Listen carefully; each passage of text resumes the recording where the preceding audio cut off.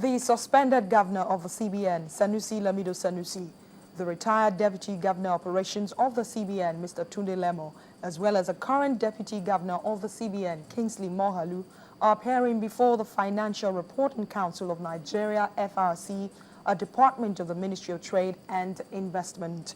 The council, which is investigating transactions that occurred in CBN between 2011 and 2012, began sitting yesterday at the FRC office in Alausa, Lagos State. Well, the persons who appeared before the investigators yesterday included the former managing director of Access Bank, Mr. Aigboje Agi Mokwede, the current managing director of Access Bank, Mr. Herbert Wigwe, the managing director of the Rested Intercontinental Bank, Dr. Erastus Akingbola, and Mr. Igo Dafinone of the top Nigerian accounting firm Haworth Dafinone and Alhaji Ahmed Bamali. At today's session, members of the FRC probe panel, fielded questions from Mr. Tunde Lemo and Kingsley Moghalu.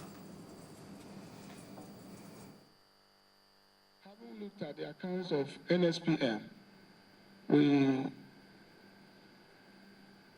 were at a loss as to why the central bank is claiming that he paid NSPN 38.23 billion, whereas NSPN's financial statement for group is showing 29.37 trillion. We got the figure of 38.233 billion from the submission made by the central bank to the office of Mr. President. This is just cut-off issue, like you said. I'm sure by the time we sit down with the technical people and they look at vouchers, it's going to be very clear where the difference is and then what accounts for the difference. But what I will say generally is what Mint normally does is that they don't recognize, even when they print for us, they don't recognize it in their books until invoiced. And oftentimes, because I heard you talk about we paid something for services not rendered, that's a bit too strong. Because today, apart from the work that CBN gives Mint, I would be surprised if more than, I'm sure we give them over 90% of the activities, if 95%. And so, naturally, what usually happens is, at the beginning of the year, we give them our indent. We tell them that, look, these are the currency requirements for the year.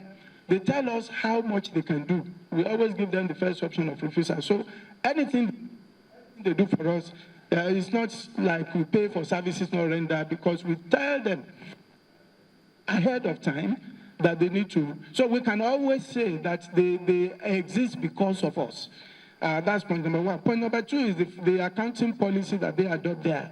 Oftentimes we find out that they have finished products that are in their treasury, which of course technically is our own treasury, which is why some of the currency officers in CBN actually sit in the Mint to make sure that once those things are produced, we take delivery and then we take control.